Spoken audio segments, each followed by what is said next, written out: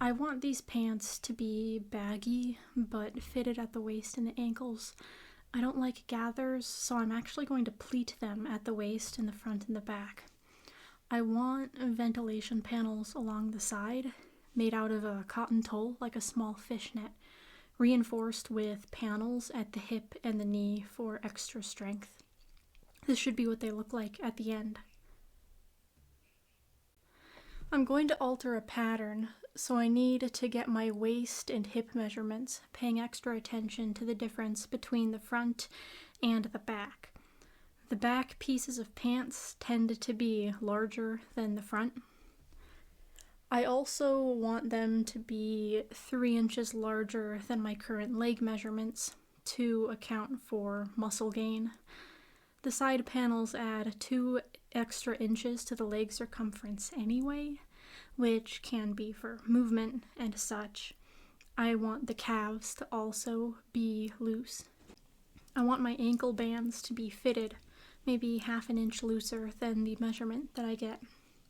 Then I'll get my leg length from my waist to my ankle. Also, these are my Frankenpants shorts. I have plans to decorate them a ton, and they detach into very comfortable shorts. So I tape out my pattern onto the table, and I tape tissue paper on top of it to trace. Tissue paper is great, by the way. I got like 100 20 by 20 inch pieces for about $5. It's transparent enough to fold your patterns on top of each other and make new lines and copy patterns and whatnot. One side is shiny, but that's fine. I just avoid it. It folds and stores very well like normal pattern paper. And then I trace my pattern, making all the changes I need. I go through it, making the legs and the waist larger according to my measurements. I make my waist about 3 inches larger per leg half. So my waist will be about 10 inches larger than my normal measurement, which will all be pleated out. In hindsight, I wish I moved a couple inches of fabric from the front to the back and pleated the front smaller and the back larger so that the front is slightly less baggy. But alas, I did not. I also made the legs taper a little bit at the bottom. They put my name on the box. I was so happy. And anyway, I was stuck with a portrait lens for this part, so it's going to struggle to focus. First thing I got was made by a German brand. I'm unsure how to pronounce it. Charle, but it's capitalized like 2 words in the logo. This is their website. They are the Premium Haberdashery. They have an official reseller for North America on Etsy. Biofabric, probably. This is their 1-inch strong elastic made with natural rubber and organic cotton. It is very sturdy. I love it, and it is going to make the best pair of suspenders in like 2 months. And so I got my fabric from here. They sent me some sample cards, one of interlock and one of the tulle. They have very pretty colors. I am going to buy the purple and the dark blue-green, and I'm going to make some shirts out of them someday. Those 2. The tulle itself is like a miniature fishnet. I'm going to buy the black, and I'm going to make so many things out of it. That is the coolest thing I've ever laid my eyes upon. But I need to do a strength test. This has to survive competitive dancing. And it's not being pulled the way it would pull on pants, so I have hope for it because this is worse than what'll happen to it. And look, only 1 hole. This will do the job. It also has to survive being outside and stuff like that. So the fabric itself that I got is insanely nice. I got a few meters of lace for a project in about 2 videos from now. It's all cotton. Sadly, it doesn't stretch, but the shirt that I'm making doesn't need to. The tulle is very, very soft, and it doesn't fray. I can't wait to make a hoodie and a shirt out of this. I will actually be using these pink scraps from this project for a future dress, because it doesn't, I can cut it into whatever shape I want, and I won't have to finish the edges. It'll look all nice and ragged and, you know, good things. The interlock is basically 2 layers of jersey knit, knit together, wrong sides together. It's very heavy, this chunk of it. It has a good 2-way stretch, and it doesn't curl. It is one of my favorite fabrics to work with. It's very smooth and adequately thick, but not too much. It's not like sweats or something like this. Solid pants made out of this would be good for cooler weather. I would hate to wear interlock pants in the summer, so that's why I'm adding the vents onto the side. This is a technique that I learned from a wedding dress tailor. I have a cardboard trifold presentation board underneath my fabric right here, and my fabric is folded twice on top of it so I don't have to cut out more. I make it as smooth and unstretched as possible, and then I take my pins and I pin through the pattern, through the fabric, into the cardboard. I smooth out the pattern, letting the tension from the pins smooth out all the bumps and make the pattern its most perfect size. I mean, more perfect, I'd iron out my pattern, but I haven't tried ironing tissue paper yet. Maybe one day. And yeah, it turns out that if you film yourself leaning over a table a lot, the camera captures your face, so I drew some fancy little curtains. I cut away the excess tissue paper before getting the fabric, just so I can see it and hold it, you know. This is my favorite way of cutting fabric. It holds all my layers together, and since I don't pick it up into my hands, the pattern doesn't slide around, the fabric doesn't stretch. It is very precise. I am supposed to do this on top of like a taller counter level table so I can walk around and angle myself differently, but I don't have a tall enough table for that. The floor works well enough for me. Sometimes I can slide the cardboard around, but my fabric is too wide for me to do that, so I kind of have to just crawl around it. It also keeps it in place so that I can get notches and things in. But yeah, once it's cut, I get to do the most satisfying thing ever and pull all the pins out. The sound it makes is phenomenal. I'll be able to capture it next time. So I save my pattern for later, and I do need it later, but not in this video. And I fold up all my fabric nice and neat and move on to the next leg. I actually have enough fabric for 2 whole pairs of pants, which is great. Thank you, European Fabric, for being that extra long measurement, so I don't have to worry about a lot of things. So here we have 2 pant legs. And so I don't have chalk. I use a bar of soap that I cut sharp, but it buffs away so well when I have another piece of fabric, so I can really erase the stuff that I draw. And yeah, I'm free measuring all of the squares in my pattern. The ankle bands, the waistbands, all the side panels, they're all just squares. So my ankle bands will be about 2.5 inches wide, but folded over, so I make them twice as wide as I need, with 1/2 inch of seam allowance per side. I just give myself 1/2 inch so that it's easier to measure on the big ruler. And the waistband is the same, 1.5 inches folded, so twice as wide, but I made it exactly as long as my regular waist plus seam allowance. I made my band 30 inches just in case, but I cut it down later. I cut it out, I pin it down, and then I cut it out. This will give me 2 waistbands, but I use the other waistband for something else. And the, what was I gonna say? Okay, yeah, now I'm cutting out the side panels, I guess.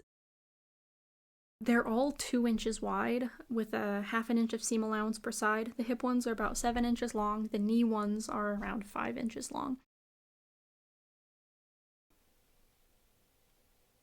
Yes, you're in a lot of like interlock and jersey knit stretch things, you're supposed to make your clothes like a little bit smaller than your actual measurement if you want them to be fitted, but yeah, I'm not doing that for this one. for a specific reason. It has to do with the elastic. And okay, I didn't film the next part, so I'm drawing it out. The general construction goes like this, with panels connecting both sides to make one big leg capped by the waistband and the ankle band. The inner strip with the panels will have alternating parts sewn together and with a straight stretch stitch. Here's a larger version of that sideways. It's from the side. So the panels together with I did a straight stretch stitch. You can do a shallow zigzag stitch. I don't expect the panels to stretch a whole lot, but I wanted the strength and the uniformity. Then I folded them onto the interlock parts and I top stitched those down with a regular zigzag stitch. Because the tulle itself doesn't really hold a seam. It'll make one nice long strip, and then I'll attach those onto the legs afterwards.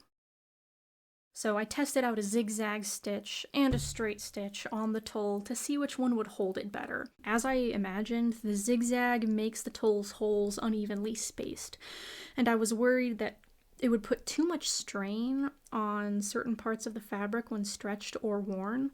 The straight stitch on the other side keeps the tulle very evenly spaced. So that is why I'm using a straight stitch on all parts of the project, but specifically the vertical part of the project. A straight stitch should be used for when it's connected to the pant legs, but like a shallow zigzag or something else can connect the panels in the strip itself. I completed the legs off screen for some reason. The panel strip is attached to the front and the back right leg. The insides are not top stitched down yet. The outside is very clean. Thank you, straight stitch. I have to put the seam allowance onto the interlock side and get it sewn down. For this part, I am going to iron it out. My ironing board is a towel wrapped in a strip of interlock. One day I'll have an ironing board, probably. Maybe. Interlock irons pretty well. I am careful not to stretch the pant legs themselves. After I iron the inside, I get the outside too. I want these to be pretty flat and not bunch up around the seam later when I top stitch them down. I pin down the seam allowance from the outside so that I can top stitch it better, and I top stitch it with a regular zigzag stitch. And I'm able to pull out the pins a lot easier while I'm sewing with this, so. But yeah, after this step, each leg will be one solid piece, and they just need to be connected together. I guess I don't film it again, but afterwards I sew the crotch seams of both legs together from the front to the back, and then I sew the inseam on both pant legs in one giant seam, ankle to ankle, both straight stretch stitches, because I think it lays better, doesn't bulk up, but you don't have to. With that, the body parts are all complete, and we move on to the bands. I sew my ankle bands right sides together into a circle where I put my foot through it with a straight stitch, but I don't fold them in half yet. They remain open. I also sew my waistband into a circle, right sides together with a straight stitch. I do not trust slippery fabric, so I will pin down everything. Stretch fabric craves the pins. My sewing machine is a Baby Lock. I got it secondhand in case anyone was wondering. The thread I am using for this entire project is a black Tex 40 organic cotton, and this one has no coating, which is a lifesaver. My skin does not like the paraffin wax that some threads have. Now I'm ironing my band seams open, so I can trim them down to 1/4 of an inch later, because otherwise they will be way too bulky with all of the pleats and stuff, and they'll pin very nicely to the top and the bottom of each leg. So here I am trimming it. I lay the band flat with the seam allowance on the outside. I cut a small notch onto the halfway point directly across from the seam, and then placing the seam and that notch together, I can measure out the halfway points between those, the 1/4 points of the circumference, and I put notches there. I do the same again to mark each 1/8 point.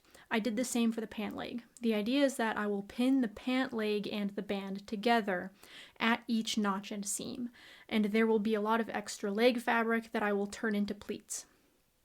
I painstakingly pin the ankle band to the leg, right sides together. I pleat the front and the back of the leg 3 times towards the inseam, plus 2 in the tulle for a total of 8 pleats. Here is that seam complete and slightly more in focus.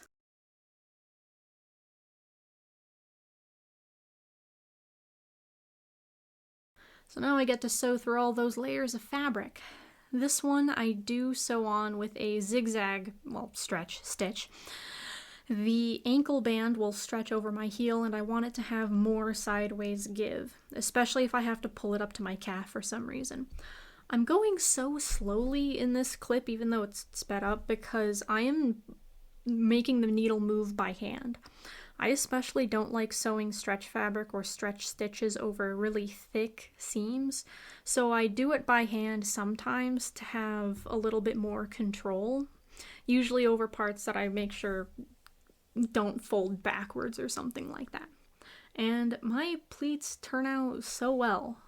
I didn't want them to be uniform, and so that they have a more natural look while draping at the bottom, and I clip off the top corner of each pleat, leaving 1/8 of an inch closer to where the seam is. This is already getting surprisingly bulky, so I want to minimize the layers that are in direct contact, so it dries and it lies against the other fabric well. Since the seam allowance will go down into the ankle band, I'm clipping not the pleats, but the seam allowance of the band underneath it to 1/4 of an inch. It is ever so slightly less bulky, and it will be pressed down into the band and stitched down, so I don't have to worry about it being weird. That's what it looks like at the end. It's blurry. I take out the ankle band, and with the seam allowance pointing downward, I fold the ankle band up over the seam allowance and to the seam. Actually, it's like 1/8 to 1/4 of an inch over the seam, and I pin it. Now my pant leg is inside out, and I am sewing through the leg hole onto what is the outside of the pants. I'm top stitching it with a wide stretch zigzag stitch directly over the seam where I would normally do like a stitch in the ditch. It's the point right where the ankle and the leg fabric connect. This makes the top stitch blend directly into the change of the fabric, rather than texturally breaking up the space on the band or the leg and having to sew through tulle.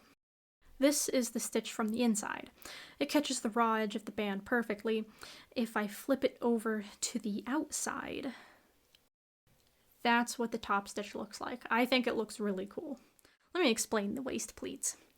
I had to get rid of 10 inches of fabric, so each pleat takes up 2.5 inches. So I folded my fabric in half at each pleat, and I measured 1.25 inches from the side, and I sewed it down with a straight stitch for 1/2 inch.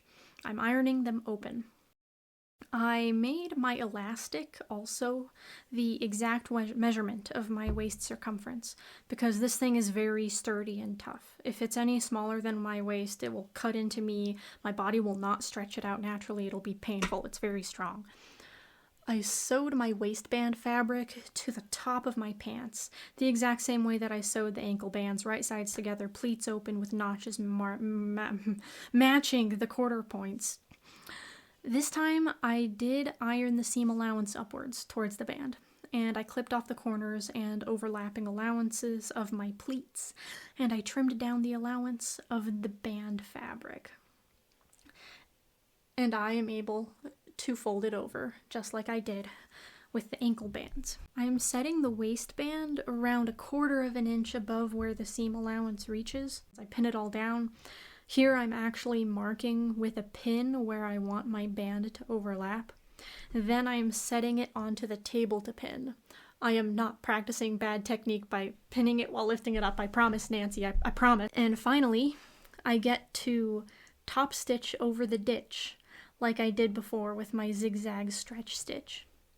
Again, you can use regular zigzag stitches for this, but I don't because my thread snaps very easily, so I need something sturdy for it. And yeah, this is my last seam. That's it. Here it is, all in one piece. I love the way the pleats fall so far. It looks exactly how I wanted it to. I washed it, I wore it for a week, and I washed it again. It fits so well. The pleats are perfect. It adds a bit of sharpness and lets the legs be baggy. The ankles are a great length. The pleats let the fabric fall just right. They aren't too tight, and the calves are loose enough. The legs themselves are very flexible, and my seams are very strong. I can wear these in 80-degree weather, and the tulle vents keep me cool the whole time. The only thing I dislike is that they are baggier in the front than I would like. But the waistband elastic fits for days on end without slipping off my waist. I'm wearing them right now, and they haven't slipped yet. The side panels are great. The knee interlock square is like an inch too high, but it still reaches the tension point where it bends, so it's fine. And that's it for the workout pants.